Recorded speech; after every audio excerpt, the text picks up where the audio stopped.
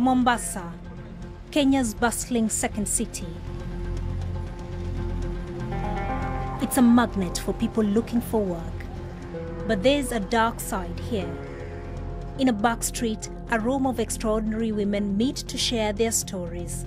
They would bring 2 or 3 men for each woman every night. We would be raped repeatedly.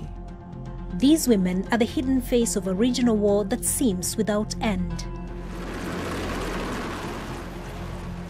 For 6 years, the Kenyan army has been part of a force fighting the Islamist militants Shabaab in Somalia.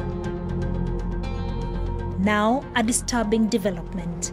The BBC has discovered that Kenyan women are being abducted and trafficked to become sex slaves for Shabaab. We speak to an insider who reveals how they kidnap vulnerable women.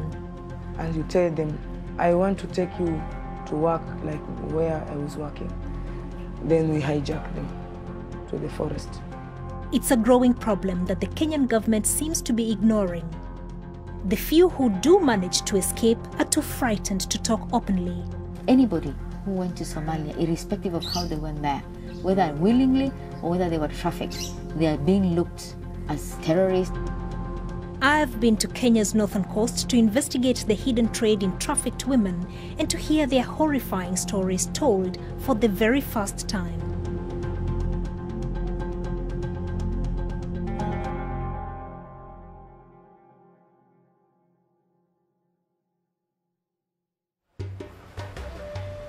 The coastal city of Mombasa is predominantly Muslim.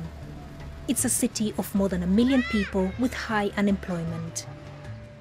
And it's always had an uneasy relationship with the government.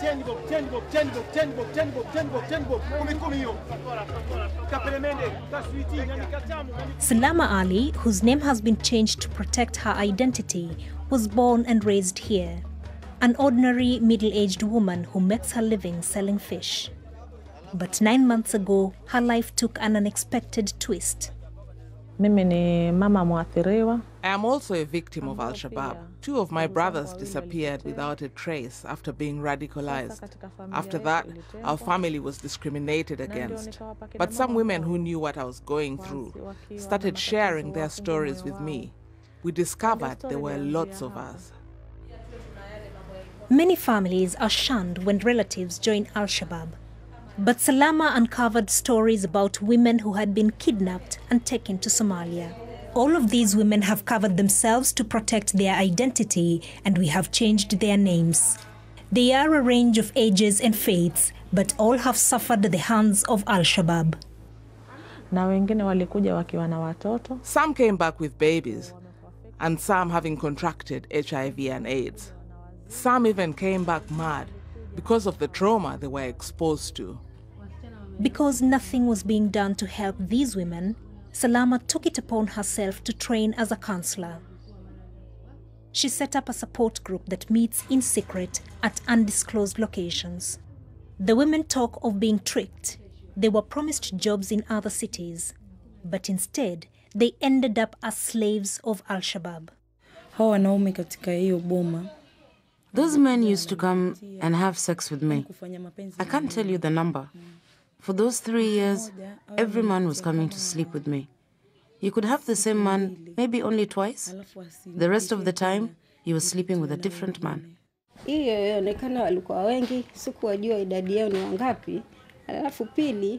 was cooking for a very big team, but I did not get to see them. Those who came for food had their faces covered, but you knew they were men because of their voices. I only got to see the faces of the ones who came to have sex with me.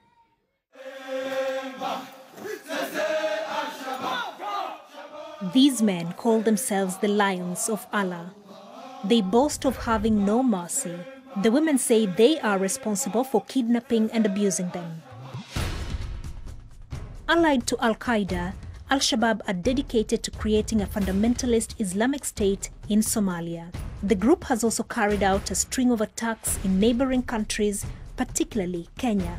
Amid these tensions, it's not easy to find out what's happening on the porous border between Kenya and Somalia. The densely wooded area is called the Boni Forest, and access is severely restricted. We are told we can see the trafficking routes from the air. The canopy below is dense, and it's no doubt difficult to monitor this area. But from the air, we've seen several cut lines that we're told are routes the militants use for transport between Kenya and Somalia.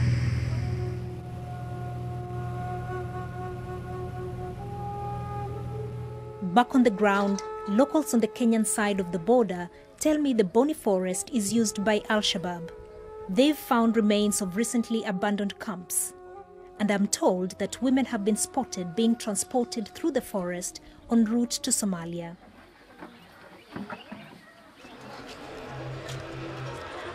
Sureya Hersi runs a group called Sisters Without Borders.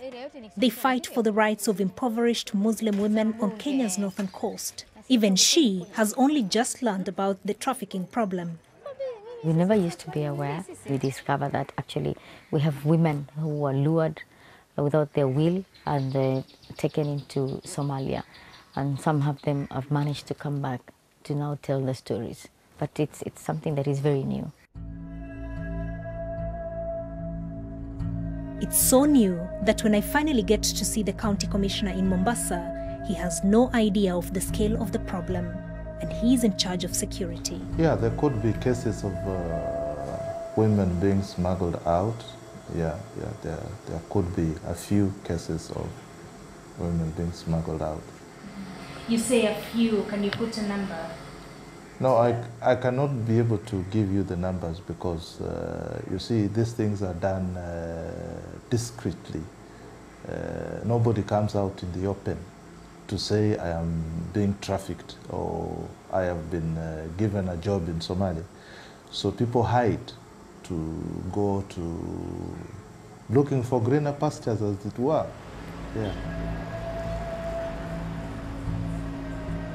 One of the reasons it's been hard to collect statistics is that those trafficked won't talk to the authorities. They say they are frightened of reprisal. Back at the office in Nairobi, I contact human rights organizations to see who is working with trafficked women. But no one, apart from Salama Ali and her support group in Mombasa, seems to be helping. I hear from Salama again. She's been alerted to some new women who've just arrived back from Somalia. So we return to the coast. Salama is now the only known resource for women who have managed to escape from Al-Shabaab, and she is becoming increasingly nervous. We've come to a secluded place along Kenya's coast, and we feel that the women will be more at ease here. They feel safer and open up about what they have been going through without having to look over the shoulder to see who's following them or who's listening to them. The last time we visited Salama, she said that after we left, she spotted some suspicious-looking people who were following her, and so we don't want them to feel unsafe for speaking to us. Habari za leo. Salama wears her trademark black niqab. The two new arrivals she wants me to meet, Faith and Aisha, are in more colorful dress. Over 3 days, I slowly gained their trust, and they tell me their shocking stories. Both young women had been tricked into traveling to the north of the country with the promise of work, before being smuggled into a life of slavery with Al-Shabaab. Faith was just 16 when she was approached by an elderly couple on the outskirts of Mombasa. We were told that there was work in Malindi, so we were taken that day in a Nissan. We were given some water, but it's like the water was added with drugs. She says what happens next changes her life forever. When we gained the consciousness, there were two men inside the room. They folded our eyes with those black scarves. They raped us in that room. We were like, oh, where are we? Or maybe this is the work that we have been told you're coming to do. The tragedy started from there. After being drugged again, Faith finally wakes up to find herself alone in a thick forest. Terrified, she spends the next 3 years of her life cooking for brutal men who she believes were Al-Shabaab fighters. They were just like Arabs black Somalis with long beards. They come hit me, wake up, wake up, wake up. They just made cane me like that. Wake up, you cook for us tea. They can threat you again. When you go out from here, you don't want to cook for us, we will look for you and we will find you. When you go there, maybe you can meet wild animals or other fighters. They kill you because there are many forests from here. As we prepare dinner, the women begin to relax and reveal more detail of their abductions.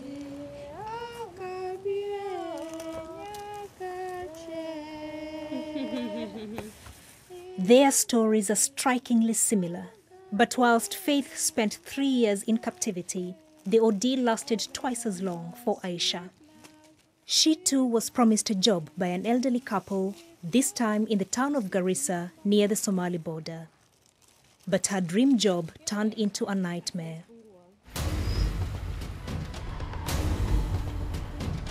We were asleep at that time. They came in and woke us with guns. They closed our nose and mouth, and they kidnapped us. The people who had promised her a job had actually sold her on to Shabaab. Aisha's new job was to be a sex slave for one of their fighters. This man that you were living with, was he always there? Sometimes he used to go and come back with clothes with blood, but I couldn't ask anything because I was just like a slave there. Yeah. What did you think he was doing? He was Shabaab because he used to come with guns. Yeah, I used to see guns. Faith and Aisha have only recently escaped from captivity, but they've been left with lifelong reminders of their time with Shabaab. When I was raped in that room, so I was pregnant. I was just alone in the forest. Even when the labor pains came, I didn't know if there was something that maybe it wanted to come out because I was not used to, because of my first pregnancy. Faith delivered her child entirely alone in the middle of the night in a forest held prisoner by Shabaab. With only her scarf to cover the baby, she says she was lucky to have a little knowledge from her grandmother, who was a traditional midwife. Food, maybe I breastfeed her. When she started growing big, the food that I was cooking for them, I will take a portion and hide it somewhere. So when they come and take the food, I then feed my child. Aisha also gave birth to a child in captivity. It's only God who protect me because I used to pray day and night so that I could be rescued from that place. When I deliver my child, I thought I could lose my son. When you look at your son, does that remind you of a very difficult part of your life? A son is a blessing. He's like an angel. But sometimes I have to cry when I look at him. Yeah, because I went through a lot. But not all women who end up in the camps have been kidnapped. I meet Sarah, who has also just returned from Somalia. Unlike Faith and Aisha, she had voluntarily gone with her husband, an Shabaab fighter, but she has since left the group. Though she says she wasn't involved herself, she explains how Shabaab captures Kenyan women. So you come to them, you sometimes cheat them, and you tell them, I want to take you to work like where I was working. Those people who don't know, like those from rural areas, they agree. They said, okay, I want to go. Now you have a lot of money. Yes, I have a lot of money. Then you take them. So we tell them that we have to travel, then we hijack them to the forest. As the wife of a fighter, Sarah's job was to clean the weapons. She was also taught to make bombs. She claims the group target women in order to breed the next generation of fighters. In my camp, there are women who were sent to come and recruit other women, to take them to Somalia, to be in our camp, to multiply, so that they can get pregnant and have their own children.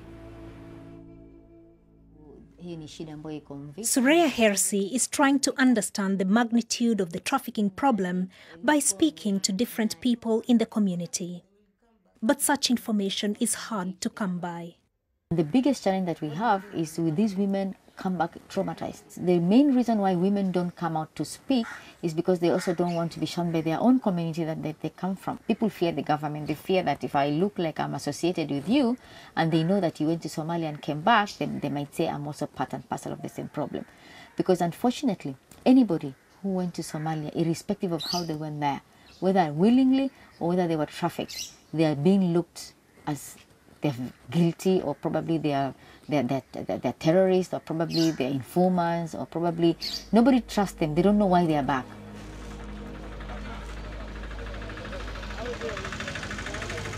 And that makes Salama Ali's work very difficult. There's a lot at stake. The government does not know about the services I offer. I don't even want them to know. This will put our lives at risk. If the government discovers you have had contact with Al-Shabaab, you will be arrested, even killed. So we fear talking about this publicly. We fear for our security. Despite the risks, Salama's secret mission is growing. She not only helps women who have managed to escape, but also an increasing number of families. We are looking for a place where we can interview the families of missing girls. We try to go to their homes, but then they're afraid. They say that they don't want the community to know what's going on. Elizabeth has agreed to meet us.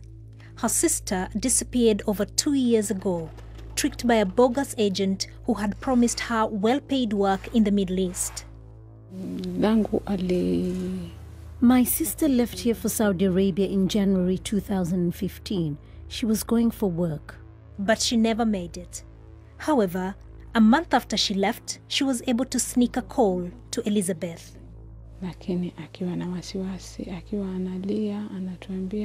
She sounded troubled and fearful. She told me she was afraid she would never see us again. I asked her what was wrong, and she said she was not in Saudi Arabia but in Somalia in an Al-Shabaab camp. She immediately disconnected. We tried to call back straight away, but we could not reach her. She called again and said she needed our help. She said she did not know how to get out. She pleaded for help, and then she disconnected. Since that time, we have never heard from her again. Sorry.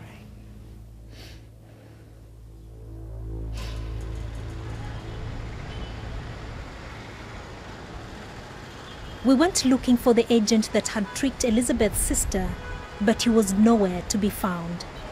This agent rented office space right in the middle of town. Here, it's busy.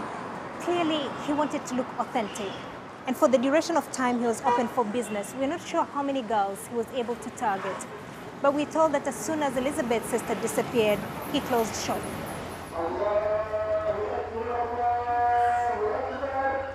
The lure of a well-paid job makes Kenyan women easy prey for traffickers. Now an ever-present danger on the coast next to Somalia. Sarah, the former wife of an Al-Shabaab fighter, told me how the militants specifically target Kenyans. The 300 women in that camp I was living, mostly were from Kenya. Few were from Somali, because in Kenya, the security is very tight. When they use the Kenyans, it is easier for them to complete their missions. In Kenya, they want to bomb some places. Their main aim is just to kill, to finish this Kenya, to finish maybe the Africa. Kenya has taken the battle to Al-Shabaab. In 2011, the Kenyan government sent their forces into southern Somalia, ousting the militants from all major towns and cities. Al-Shabaab's revenge was to hit back repeatedly on Kenyan soil. The deadly attack on the popular Westgate shopping mall in the heart of Nairobi shocked the world. 67 people were killed in the 4-day siege. And even more recently, the group inflicted the biggest ever defeat on the Kenyan army. The UN says at least 150 Kenyan soldiers were killed at a base in southern Somalia last year. Al-Shabaab is clearly Kenya's biggest security threat, and Sureya Hersi is in no doubt of the scale of the problem, whether from radicalization or the abduction and trafficking of women to Somalia. I don't think anybody has any statistics. I want to believe even probably the government, they could be having their own ways of finding out. And I can assure you, almost every family is affected. You either know somebody or your neighbor has gone.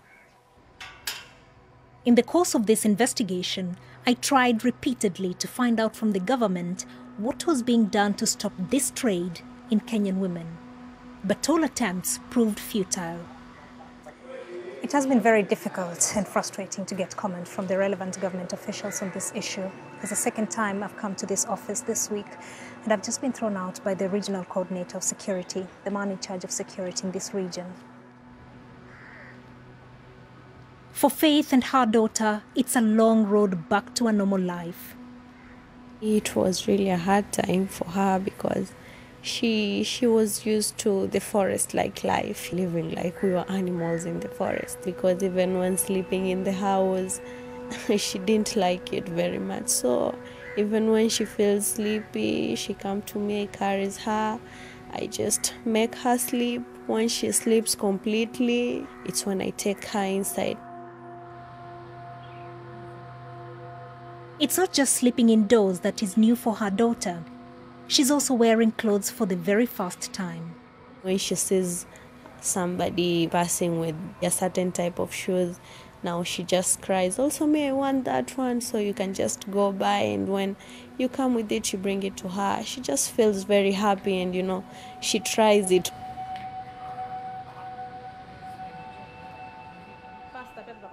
Salama and her group share a special bond through similar tragedy. Sometimes I call all the members of the group together to introduce a new member. We have a small party, and at the end, we introduce the new member. Then we journey together in the healing process. All those girls did not go there willingly. They were looking for money and hoping to get a good life. But actually what they got was sexual abuse. Without any support for victims or increased awareness of the risks they face, vulnerable women on Kenya's coast remain easy prey. Until government and communities recognize the problem of trafficking, it seems that Al-Shabaab will continue to kidnap with impunity.